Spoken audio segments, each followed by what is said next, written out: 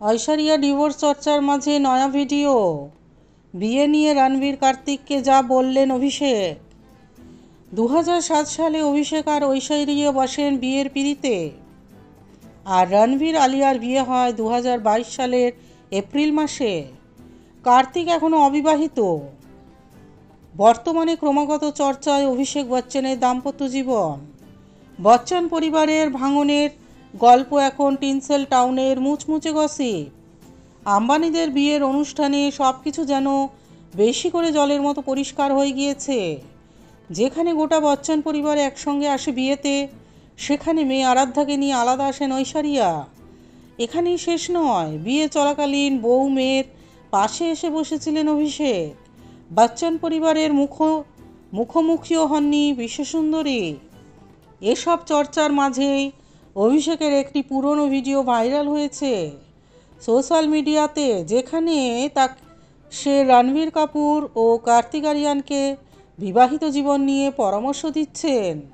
ভিডিওতে দেখা যায় সাক্ষাৎকার গ্রহণকারী অভিষেককে বলেন সদ্য বিয়ে করা রণবীরকে কিছু পরামর্শ দিতে।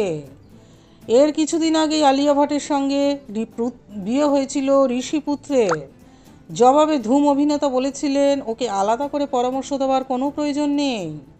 ওরা বিয়ে করার সিদ্ধান্ত নিয়েছে কারণ ওরা একে অপরকে ভালোবাসে, এটাই সবচেয়ে দরকার। একে অপরকে ভালোবাসো, একে অপরকে সম্মান করো, ব্যাস আর কিছু লাগবে না। 2007 সালে অভিষেক ঐশ্বরিয়া বসেন বিয়ের পিঁড়িতে, আর রণবীর আলিয়ার বিয়ে হয়েছিল 2022 সালের এপ্রিল মাসে। এরপর দেখা যায় অভিষেককে থামিয়ে দিয়ে রণবীর বলছে বিয়ে নিয়ে এইসব পরামর্শ বেশি করে প্রয়োজন কার্তিক আরিয়ানের। তবে এতে ভুলভুলাইয়া 2 এর অভিনেতা বলেছিলেন আমাকে তো সবাই বিয়ে না করার পরামর্শ দিচ্ছে। বলিউডের অন্যতম ব্যাচেলার অভিনেতা তিনি।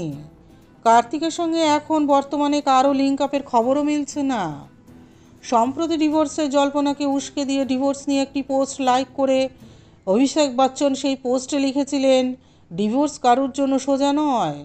কে না চায় আজীবন সুখে শান্তিতে বাস করতে, কিংবা বয়স্ক দম্পতিরা যেমন হাতে হাত দিয়ে রাস্তা পার করে সেরম স্বপ্ন দেখতে। কিন্তু আমরা যেমনটা আশা করি অনেক সময় সেরমটা হয় না। কিন্তু যখন কয়েক দশক একসঙ্গে থাকার পর আমরা আলাদা হই, সেই বিচ্ছেদ যন্ত্রণা কীভাবে সইতে পারা যায়? বড় বড় ছোটোখাটো জিনিসের জন্য পরস্পরের ওপর নির্ভরশীল হয়ে কাটানোর পর কোনো ঘটনা তাদের আলাদা হতে বাধ্য করে। কোনো ধরনের চ্যালেঞ্জের মুখোমুখি হতে হয় তাদের। যদিও পরে স্পষ্ট হয় ডিভোর্সটি সেই পোস্টই ছিল ঐশ্বরিয়ার দীর্ঘদিনের বন্ধু লেখক জিরাক মার্কারের। বেশ কয়েকদিন ধরেই শোনা যাচ্ছে ননদ শ্বেতা ও শাশুড়ি জয়া বচ্চনের সঙ্গে সমস্যার জেরে নাকি ঐশ্বরিয়া বাড়ি ছাড়তে বাধ্য হয়েছেন।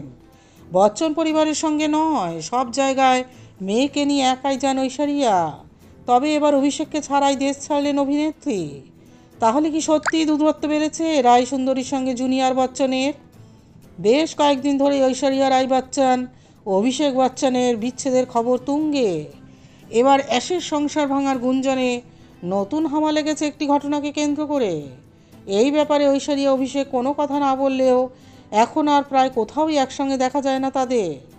এবার অভিষেককে ছাড়াই দেশ ছাড়লেন ঐশ্বরিয়া সঙ্গে মেয়েকে নিয়ে।